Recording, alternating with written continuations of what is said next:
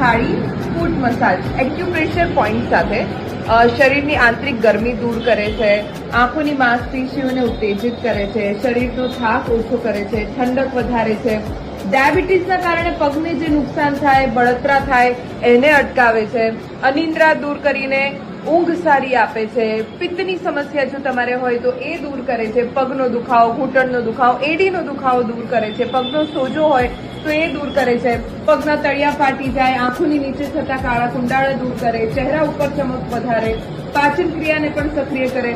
Main વજન ઘટાડવામાં પણ મદદરૂપ થાય છે અને શરીર મનને શાંત કરે છે. અને સૌથી અગત્યની વસ્તુ કે દીપ્તેશભાઈ મહેતા જે અહીંયા આ કાંસ્ય થાળી ફૂટ મસાજ